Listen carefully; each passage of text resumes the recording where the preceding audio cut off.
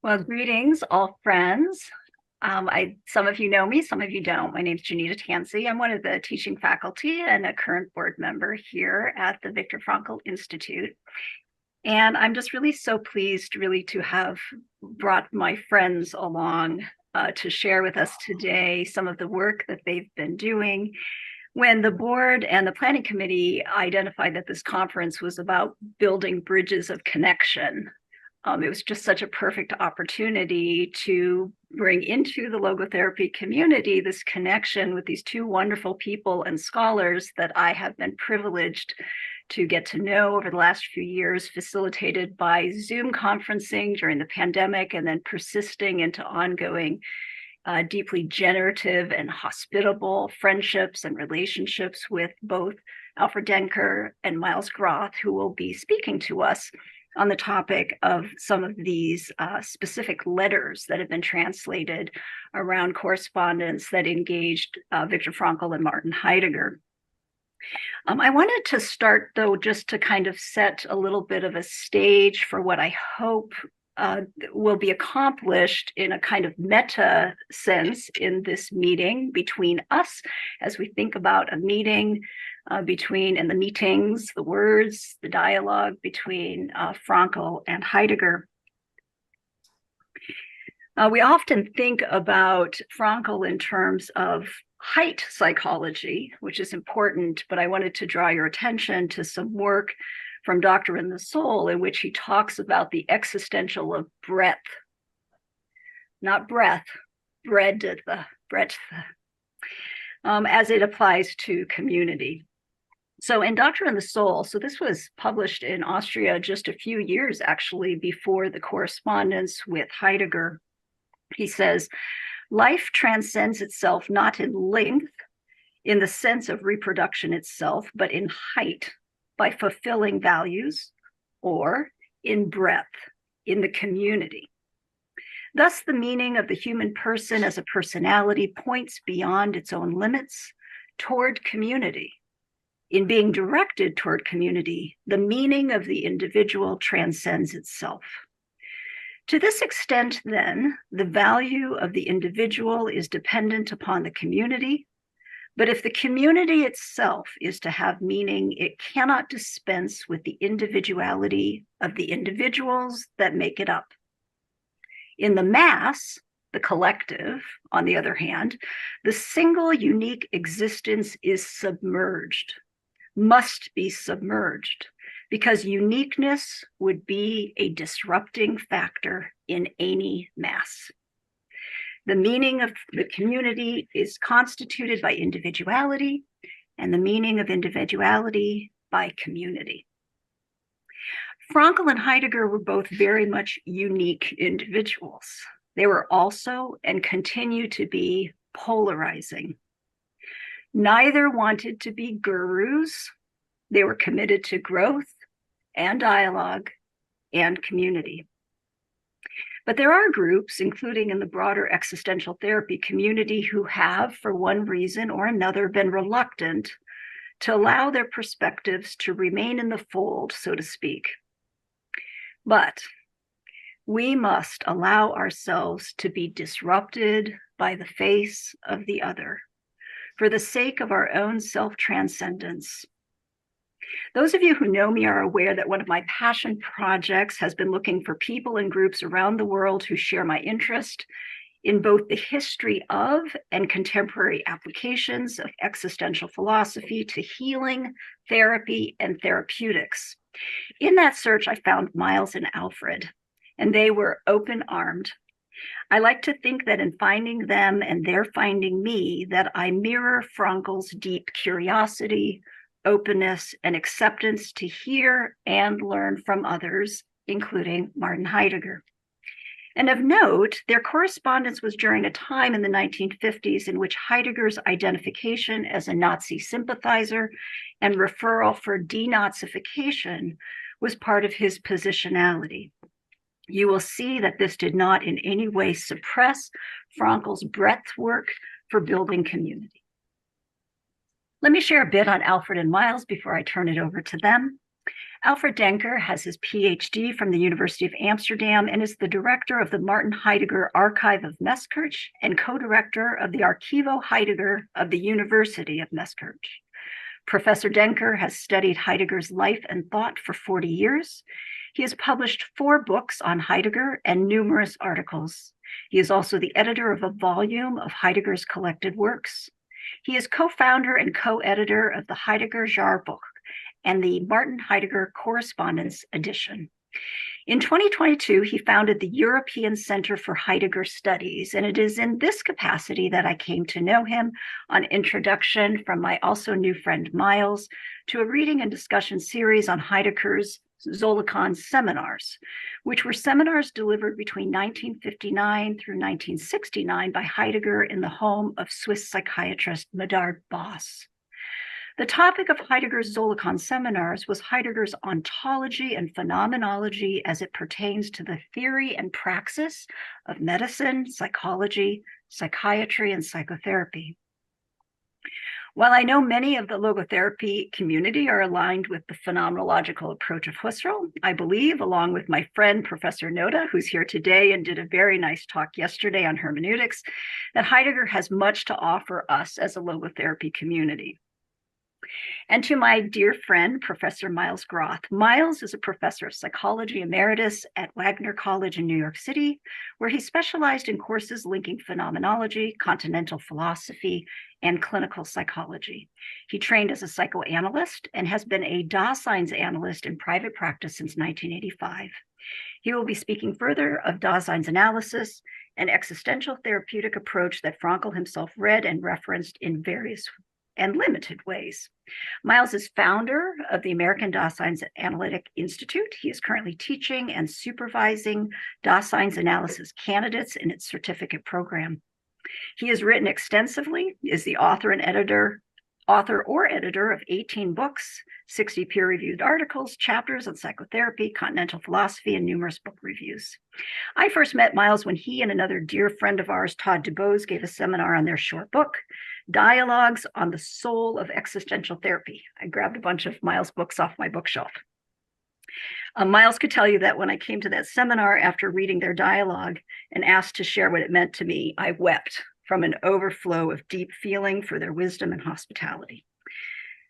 I offer also that Miles's recent work on eros and love in therapeutic work would be of particular interest to logotherapists. So now to our presentation, the new translated correspondence of Viktor Frankl and Martin Heidegger. And Alfred, I'll just kind of keep an eye on the time, and Miles will give some remarks after that or jump in whenever.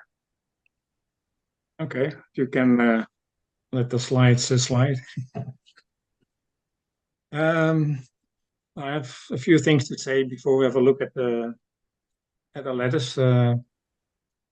You can find them at the Frankl archive in Vienna, and Miles got his hands on it. It's not an extensive correspondence, but I think it's an interesting addition to what we know both about Heidegger and Frankl. We'll first say a few words, and then we'll have a look at the first. At the invitation of Leo Gabriel, who was a professor of philosophy at the University of Vienna, Heidegger gave on October 24th, 1956, at 5 o'clock, now famous lecture, the Satz, Grund, normally translated into English as the principle of the ground. After the lecture, Gabriel invited Martin Heidegger and his wife Alfred to dinner. He also invited Viktor Frankl and his wife. Frankl, who was interested in Heidegger's work, only accepted the invitation after inquiring about Heidegger's rectorship at the University of Freiburg from April 1933 until April 1934. Next day, a selected group of students, professors, and guests would meet for a discussion with Martin Heidegger, also starting at 5 o'clock. It lasted for an hour and a half. Janeta just said a few words about Heidegger's complicated relation to National Socialism. I won't get into the topic here, but Frankl was well aware of the fact that Heidegger had this connection, and for him, it didn't exclude meeting Heidegger in person and going to his lecture. The first letter I want to bring to your attention, I will keep myself to the English, You can read the German as well. Is one that Gabriel wrote to Frankl in July 1956 or 50. So, dear colleague, many thanks for your kind letter. In accordance with your wishes, I would like to inform you that my lectures in Salzburg begin on July 31st, 11, after Professor Dempf and Professor Betchard have opened their lecture series.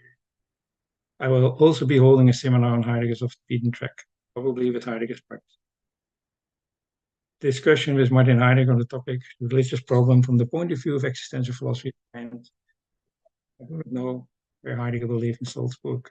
I really invite you, a colleague, to take part in Heidegger seminar, of course, also for the only part Stephen will. So the first contact already on Heidegger in July 1950 when Gabriel was still professor at the University of Salzburg. A few years later, he would become a professor of philosophy at the much more famous University of Vienna.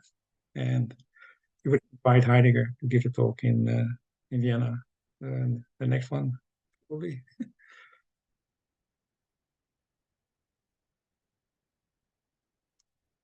Well, here some. This is the invitation that was sent by the dean of the philosophical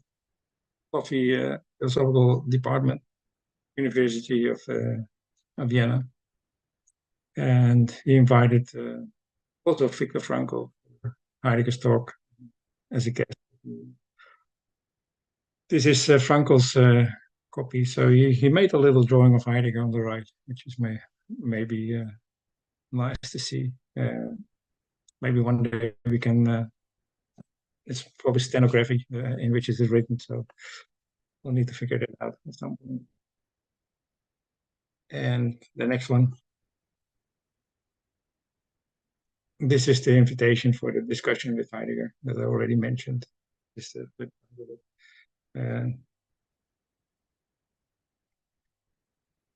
whole trade at the end. Here's the little get-together, Frankl and Heidegger in the Weinschenken zum dritten Mann in Vienna, in Austria. Frankl, you recognize, of course, Heidegger sitting next to him. Leo Gabriel is the man sitting next to Heidegger's wife in the middle of the white wall in the background. It seemed they were having a good time. Next one, please. This is the first letter that Frankl wrote to Heidegger. And he wrote it immediately after the presentation that Heidegger did. Lecture. I will read it in English to you. He writes, "Dear Professor, we learned from you in the Auditorium Maximum that the ground is being itself. The night after your lecture, while I was sleeping, I was thinking about the following. What does it mean that something that exists comes to its end? In German, the words are zu Grunde gehe. Doesn't this have to mean that it merges into being, enters into being, as we have heard, into what wiles and shelters in truth? That it is in this way taken back into being, from which it, as a being, was released. In fact, I've always thought to myself, and I've repeatedly written, that to be past means to be past, that what is past has just come to an end, precisely as such as something past. In this very pastness, it is sheltered, remains sheltered, and is thus preserved. That the past is secured in the very past, not least because it is safe to the past. Or saved from what? From cleansing. I like to say, usually man only sees the stubble of cleansing. What he overlooks are the full barns. Everything is saved into the past. In the past, usually thought, nothing is irretrievably lost. Rather, everything is securely secured. And what is it like when a person perishes? Uses the same words in German, zugrunde. When a person goes to the grave. Now we understand why Job answered, "You will go to the grave in your old age, as the heap of sheaves brought in at the fire. Or am I on the wrong track?" Or the beams of Volkswagen. That's, of course, a reverbal to Heidegger's collection of essays that was published in 1950, Volkswagen. In English, they translated the title Off the Beaten Track. With the request to recommend me to your wife, I'm yours, Frankl.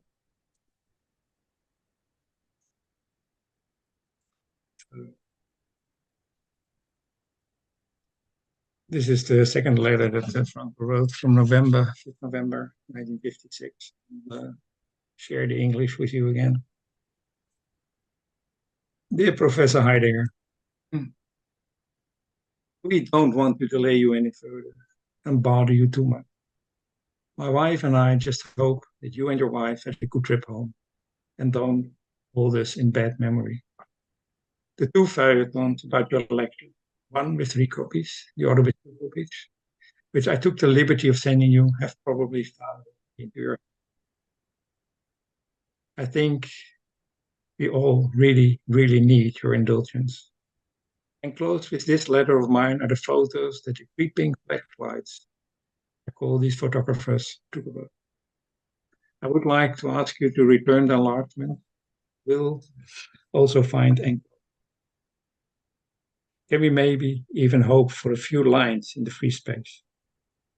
And would it be very bad if I allowed me to send you an off-print or something now and then? Let me, as I'm used to doing myself, careful with your time and mark in red few sentences that may deserve, and don't feel obligated to ever answer me.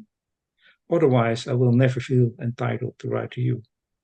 With a kiss on the hand to your wife, and best regard, here, appreciation for Frankl.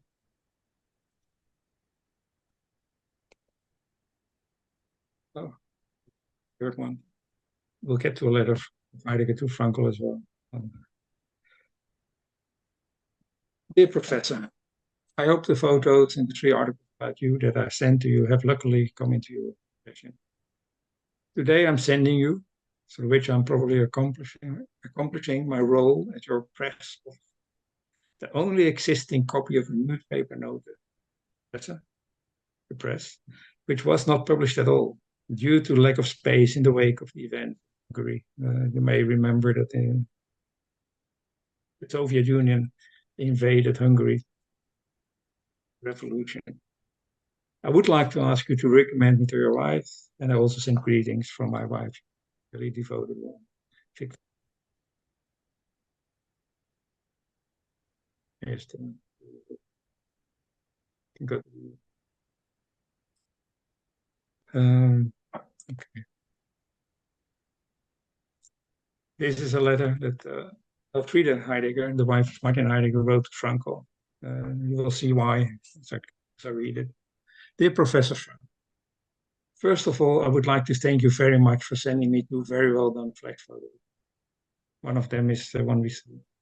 My husband is currently with his brother until the end of the month.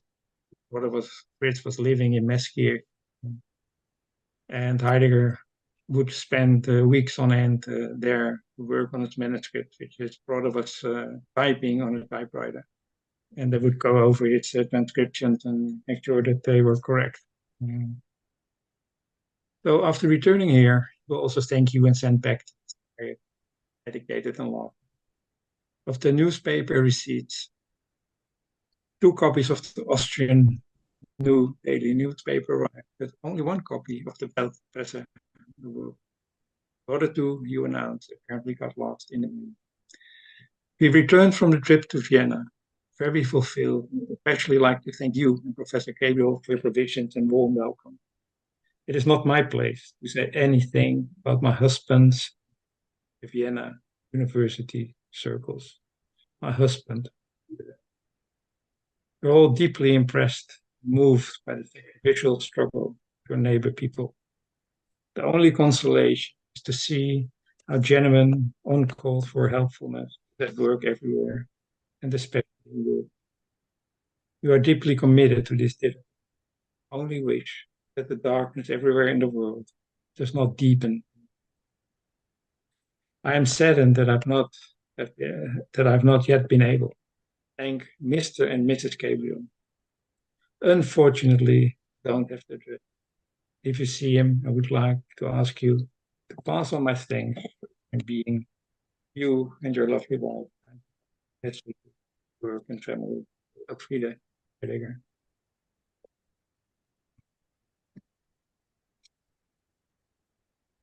Here you have two photos of Uncle visiting Heidegger in Freiburg. The photo on the right, Heidegger sitting at the desk in the back. You can see it's taken in a study. You can see the boxes in which he kept the manuscripts of his lecture. As you may know, Heidegger's collected works are a little over 100 volumes. So there was a lot of manuscripts and also the courses that Heidegger gave over the many years. He was a professor of philosophy at the University of Freiburg and Marburg. But I think they really got on pretty well.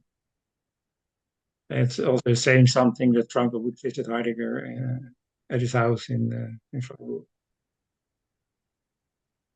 On the next one, Janeta. This is Heidegger's handwriting. I will read it in German. Freiburg im Breisgau, 19. Dezember 56. Lieber Herr Frankl, hier kommt für Sie und Ihre liebe Frau. Zwar etwas verspätet und doch zum rechten Augenblick einer Feste. Meine Frau und ich denken oft und gern an die Tage, an das Zusammensein mit Ihnen. Unterdessen ist der Satz vom Grund fertig geworden und Sie werden dann ein Exemplar. Über das Fest gehen wir auf unsere Hütte in Todnerberg. Auch wenn kein Schnee liegt, ist es droben viel. Und wir wünschen Ihnen beide besinnliche Tage mit Grüßen und grüßen Sie herzlich. Martin Heidegger. I will do it in English as well. Dear Mr. Frankl, here comes what you and your wife asked for. A little late, the right moment for Christmas. My wife and I often think fondly of our days in Vienna and of being with you. Meanwhile, the Satz from Grund is in print. You will then receive. During the holidays, we go to our cabin in Totnerberg. Even if there is no snow, it is quiet and relaxing. We wish you both happy days and send you enormous regard. Take the photo of the cabin in Totnerberg.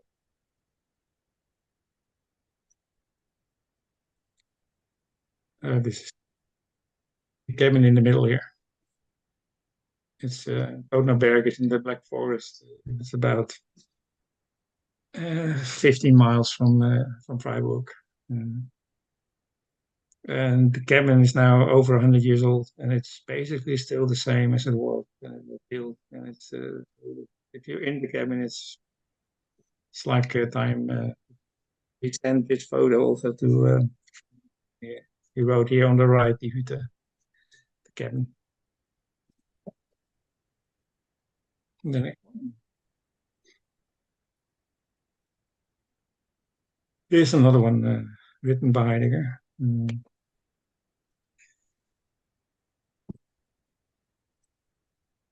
Dear colleague, you have given me such a precious and beautiful gift. Thank you very much for that. Both of us, my wife and I, look at it often and remember the rich days in this enchanting city.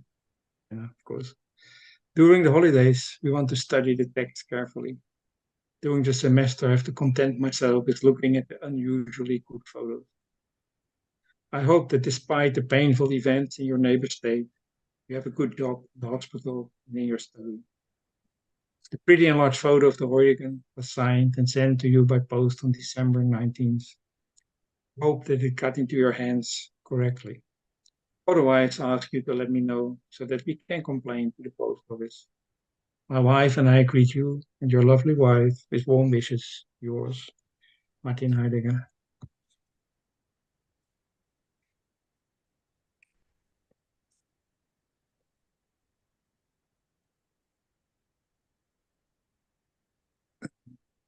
Uh, Uncle Heidegger. Dear Professor Heidegger, you have given me so many and rich gifts that I did not want to thank you empty-handed. So forgive the delay. I also had to apologize for it on my part to those who were responsible for printing my lecture and who had made me wait just as long for it. Because if anything, that speech was the only thing I dared to offer you. Now be lenient with your honorably greeting, Frankl. I would like to ask you to recommend me to Madame. However, I would like to send the warmest greetings from my wife to both of you. And now we're off to the USA, where people will ask me a lot about you. So we're getting to the end. Here's the last card that Heidegger said, Frankl, that has been preserved. This is the cathedral or the dome in Freiburg. I will just. We would like to thank you, your wife, very much for your wishes, and we wish you all the best. Martin and Frieda Heidegger in December. And that's about the small, but still, in some ways, interesting and touching correspondence that's been preserved between the two. I think philosophically that there are many reasons why Frankl and Heidegger would have a lot to talk about. The idea of being with resonates well with Frankl's idea of the individual belonging to a community. So I will pass on to Lars, so we have some time left for question.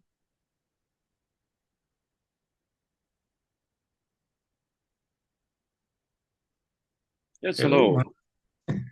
Okay. I have just a few remarks to make. Thank you, Janeta, and thank you again, Alfred, for the opportunity to work with you on these letters. Just a few remarks, very quick. The significance of the correspondence between Viktor Frankl and Martin Heidegger seems to me lies chiefly in its being the record of perhaps unlikely acquaintance that evidently both men enjoyed, despite differences that may have assumed would have precluded such a relationship. By the time, 56, 57, by then Heidegger had returned to teaching at the University of Freiburg, following a period of having been forbidden to do so after World War II, when he was among German intellectuals and others who were subject to the Allies program, as Janeta had mentioned, of denazification. This led to a brief period of emotional turmoil in Heidegger's life that required several months of treatment in the care of the psychiatrist Viktor von Gebsather. His payment, his thanks to the psychiatrist was to write a paper, which was published in his honor. Frankl, an established psychiatrist who had suffered his own ordeal when he and members of his family had been detained by the Nazis in concentration camps during the war, was then professor of neurology and psychiatry at the University of Vienna. His father, his wife, and other members of his family had perished in the camps. Frankl would come to be associated with the so-called third Viennese school of psychiatry after Freud's psychoanalysis and Alfred Adler's individual psychology. His book, Ärztliche Seelsorge, which Janeta showed us at the beginning, Medical Care of the Soul, appeared in English as The Doctor and the Soul. This and what was published as Man's Search for Meaning, which includes his account of experiences in camp, were behind him at the time of the correspondence. In the context of this conference, Heidegger is remembered as the principal influence behind what has come to be known as Dasein analysis, Daseinsanalyse, a therapeutic modality based on Freud's psychoanalysis and modified by the Swiss psychiatrist and psychoanalyst Medard Boss, who had actually been in analysis with Freud for a brief time in his early 20s. The term Dasein analysis, roughly existence analysis or analysis of existence, was suggested in 1942 by a Swiss psychiatrist to distinguish it from psychoanalysis. And it was adopted by the Swiss psychiatrist Ludwig Binswanger first, who worked out a medical anthropology and psychopathology based on his understanding of Heidegger's analytics of existence, presented in Heidegger's highly influential book, Being and Time, in 1927. After Medard Boss's death in 1990, despite the continuing efforts of younger colleagues, mostly Swiss, including some you may have heard of, Jean Condrat, Alois Hickman, but also elsewhere in Europe, Dasein analysis lost traction among psychiatrists and psychotherapists. Meanwhile, Frankl's logotherapy, which became well known outside of Europe as well, held its own among a number of existential psychotherapists, especially those represented in the tradition of American humanistic psychology by figures such as Rollo Bay, Carl Rogers, Irvin Yalom. Frankl lectured extensively in the United States and elsewhere, and was a visiting professor at Harvard. Boss's visits to the States were limited, though he also gave a series of seminars at Harvard and at the Washington School of Psychiatry, and at several universities on the West Coast, including Berkeley, UC Berkeley. Frankl's books were widely read and have remained continuously in print since being first published. Boss, however, published a great deal more on topics ranging from psychosomatics, the paraphilias, schizophrenia, and dreaming life. But his books were, for the most part, badly translated and not read by many psychiatrists and psychotherapists. His first book on the paraphilias was published at the same year as Man's Search for Meaning. In all, Boss's literary output consisted of 13 books, 2 co-edited volumes, 31 contributions, 92 volumes, 98 journal articles, 30. He was quite prolific. And of course, he edited the Zolikon seminars, which reflected his meetings over a period of years with psychiatry residents at his home, led by Martin Heidegger. The similarities of logotherapy and Dasein analysis can be traced in part to both having been referred to as forms of existential analysis. The term currently associated mostly with the British school of psychotherapy that grew up concurrently with both Boss's and Frankl's approaches. The term existential, however, denotes something very different in logotherapy, as I understand it, and Dasein analysis. For the latter, it denotes both what Heidegger would call an ontological structure of existence common to each of us, and an ontic feature, which I like to think of as referring to a named realization of each existence, you and me. In logotherapy, as I understand it, again, the term existential has rather a single denotation, roughly corresponding to the ontic feature that I just mentioned, and the ontic feature in Boss's Dasein analysis. Strictly speaking, Dasein analysis is not a form of existential analysis. And as I understand it, perhaps nor is logotherapy.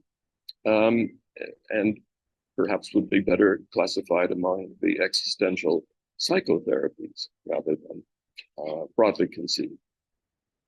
Frankl first used the term, again, as I understand, logotherapy, in 1926 precisely to distinguish his existential analysis, Existenzenanalyse, from psychoanalysis, Psychoanalyse. But in 1939, again began to refer to it from time to time as Existenzanalyse. Well, the former designation, of course, has come to hold today. Voss and Frankl attended a number of the same conferences, including the Sixth World Congress, International Federation of Medical Psychotherapy in Vienna in 1961, the year that Heidegger was to have spoken at the Washington School of Psychiatry, along with Voss, in a series of lectures which a few years earlier had featured Martin Buber as the keynote speaker. That didn't come to pass. If there's time, we can say a bit about that. But briefly to sum, Dasein's analysis is a revision of psychoanalysis, retaining the use of the couch in everyday practice. Logotherapy, again, as I understand it, originating as an alternative to psychoanalysis and individual psychoanalysis. Both approaches, though, originated within psychiatry, with its theoretical independence from the medical model of natural science. Dasein analysis has charted a course that differs in important respects from logotherapy, especially in its being entirely independent of the medical model.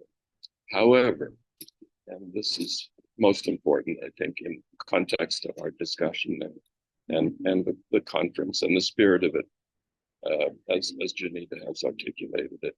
The two approaches share a recognition of the centrality of the spiritual dimension of being human. This, I think, is more important than any of their differences. In this, there is a precious community, a commonality between them. You'll recall, Frankl's first book was Medical Care of the Soul. And as it happens, Voss's last collection of papers was called On the Wingspan of the Soul. So there's a bit of a background of the approach that was generated by the cooperative work between Heidegger and Bernard Voss, and add a bit of a dimension to the discussion of the Frankl-Heidegger relationship. Thank you both, gentlemen. I commend you for your appropriate use of time. We have some time for questions, comments, thoughts. I know there are logo philosophers here with us today who may have some ideas, thoughts, questions for our esteemed guests. And I'm watching the chat board as well, so if you'd prefer to put your question in that format, please feel free and I will read it.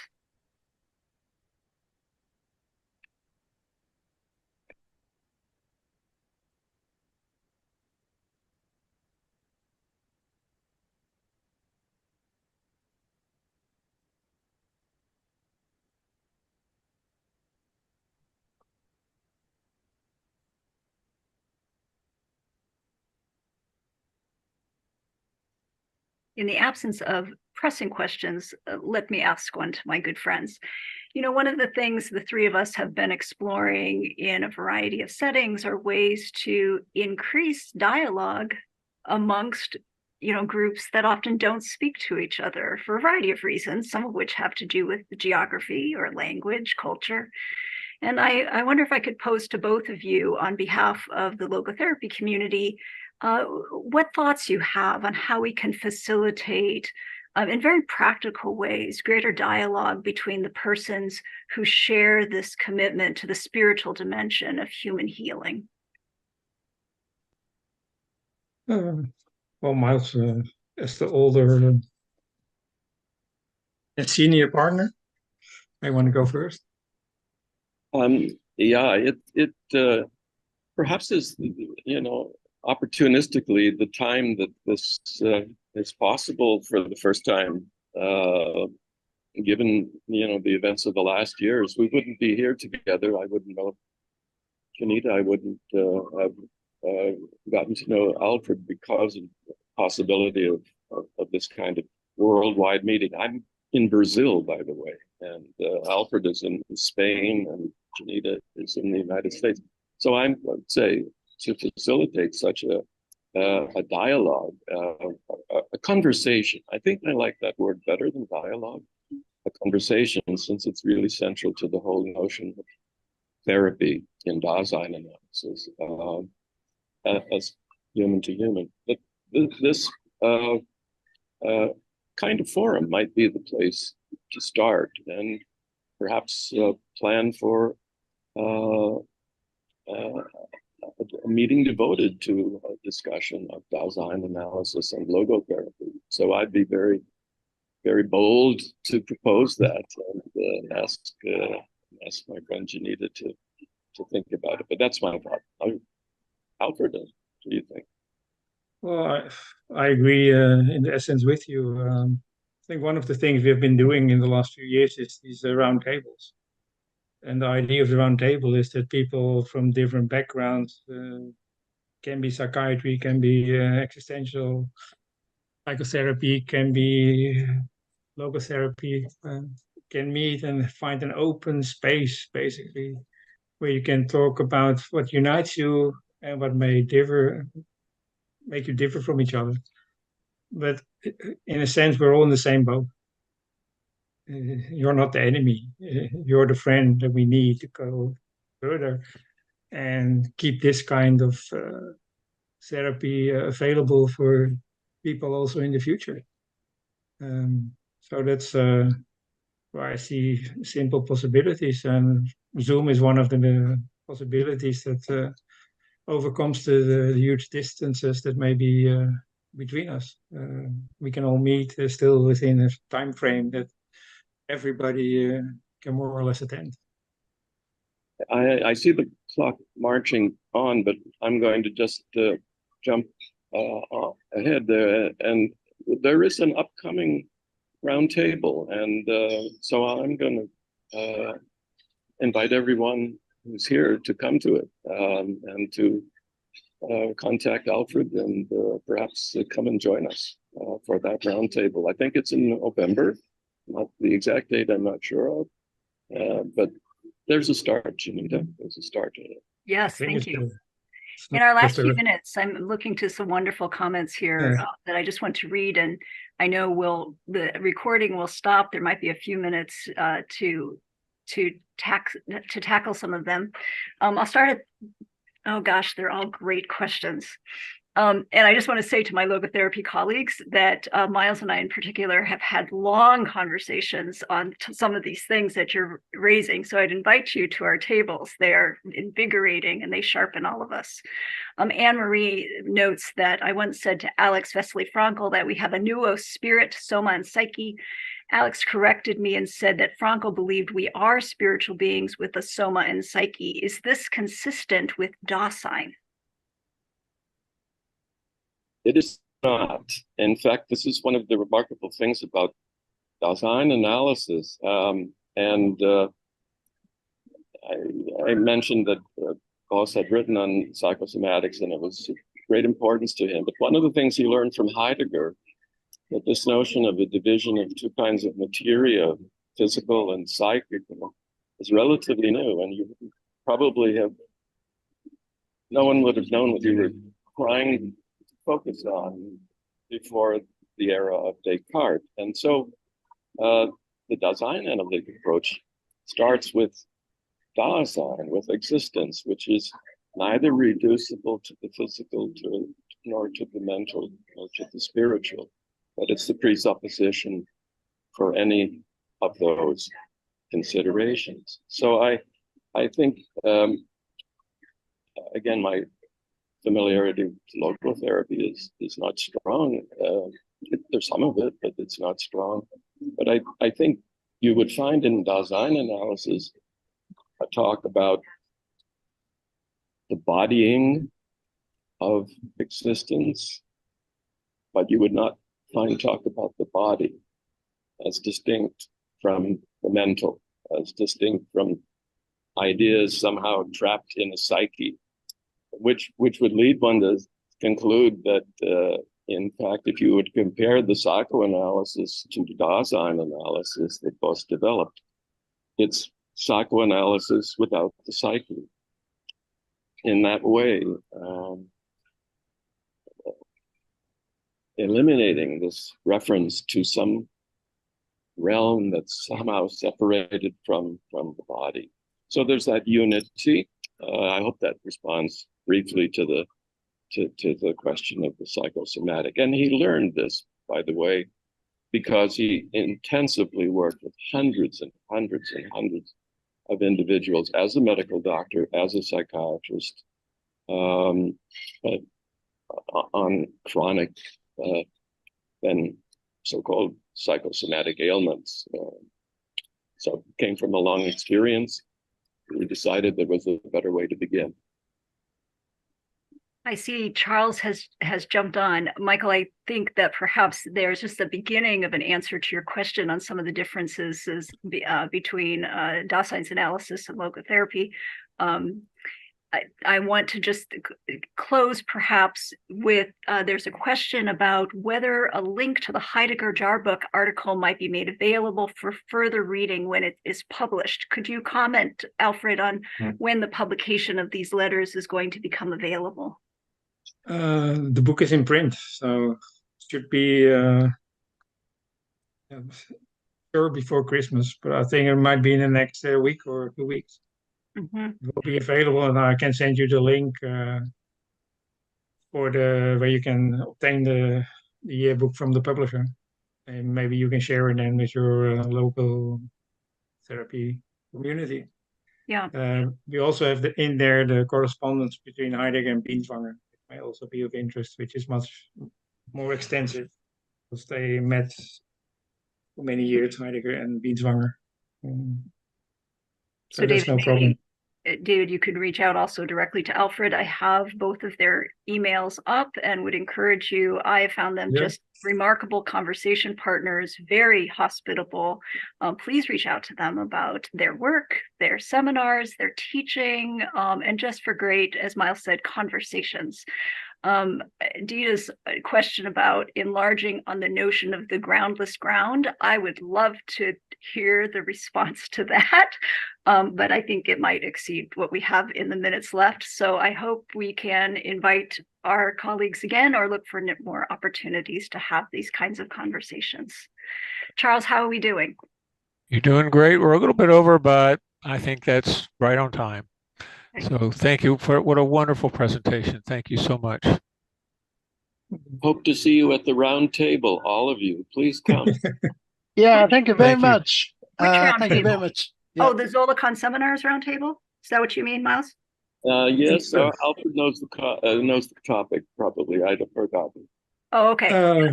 We'll be showing the only existing video of Bas doing a therapy session. Yes. Wow. That's a choice. Very choice. Great. Yeah. So and then we'll have a Thank you. discussion about it. About what we've seen. So. Thank you, everyone. Email if you want any questions. Excellent. See you. Thank you very much for attending. Okay. Thank you. Nice day and evening. Obrigado. And obrigada. Bye all.